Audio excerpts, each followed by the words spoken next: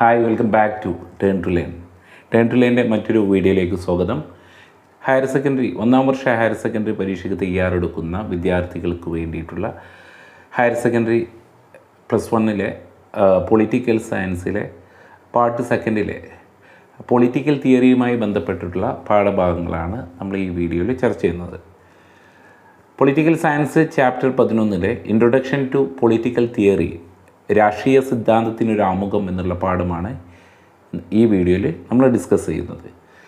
ഈ political theories 10 പാഠങ്ങൾ നമുക്ക് പഠിക്കാനുണ്ട്. ഏകദേശം 38 മാർക്കാണ് അതിന് വെയിറ്റേജ് ആയിട്ട് വന്നിട്ടുള്ളത്. 10 പാഠങ്ങളിൽ നിന്ന് 38 മാർക്ക്. വളരെ സിമ്പിളായിട്ടുള്ള പാഠങ്ങളാണ്. 3 മാർക്ക് 4 മാർക്കൊക്കെയാണ് ഓരോ പാഠത്തിന് വെയിറ്റേജ് വന്നിട്ടുള്ളത്. ഒന്നാമത്തെ പാഠത്തിന് 3 മാർക്കാണ് വെയിറ്റേജ് ഉള്ളത്. അപ്പോൾ രാഷ്ട്രീയ സിദ്ധാന്തത്തിനൊരു ആമുഖം എന്ന് പറഞ്ഞാൽ വളരെ ചെറിയൊരു പാഠമാണ്. കുറച്ച് ഭാഗം മാത്രമേ അതിൽ നിന്ന് പഠിക്കാനുള്ളൂ.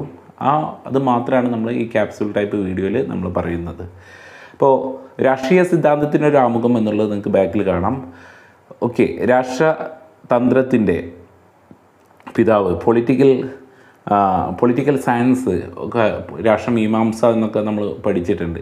അതിൻ്റെ പിതാവായിട്ട് അറിയപ്പെടുന്നത് ഗ്രീക്ക് ചിന്തകനായിട്ടുള്ള ഫിലോസഫറായിട്ടുള്ള അരിസ്റ്റോട്ടിലാണ് എന്നുള്ളത്.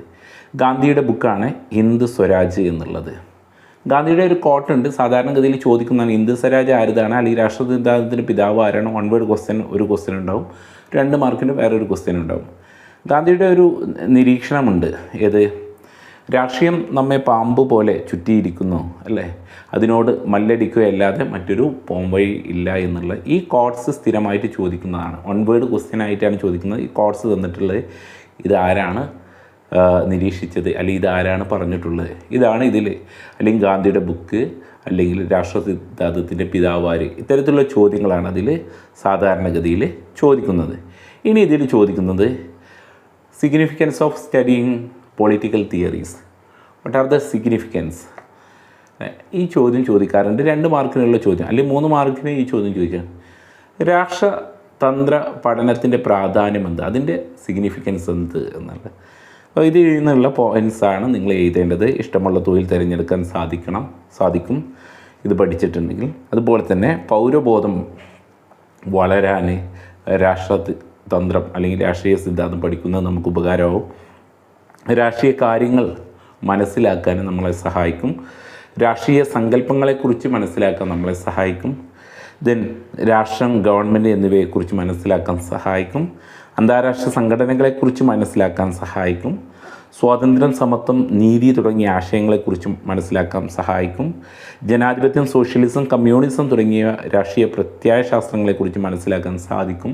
അതുപോലെ തന്നെ വ്യത്യസ്ത ഭരണഘടനകളെക്കുറിച്ച് മനസ്സിലാക്കാൻ സഹായിക്കും. ഇതിനൊക്കെയാണ് നമ്മൾ രാഷ്ട്രീയ സിദ്ധാന്തം അല്ലെങ്കിൽ രാഷ്ട്രതന്ത്ര പഠനം നമ്മൾ പഠിക്കുന്നത്. അപ്പോൾ ഇതിൽ സാധാരണഗതിയിൽ ചോദിക്കുന്ന ക്വസ്റ്റ്യൻ ഇവിടെ ചോദിക്കുന്നുണ്ട്. Politics envelop us like a coil of snake and there is no other way but wrestle with it. Who observed it? നേരത്തെ പറഞ്ഞ കോട്ട്സാണ്. രാഷ്ട്രീയം നമ്മെ പാമ്പ് പോലെ ചുറ്റി ഇരിക്കുന്നു, അതിനോട് മല്ലടിക്കുകയല്ലാതെ മറ്റു പോംവഴിയില്ല. ഗാന്ധിജിയാണ്. ഗാന്ധിജിയുടെ ബുക്കാണ് ഹിന്ദ് സ്വരാജ്.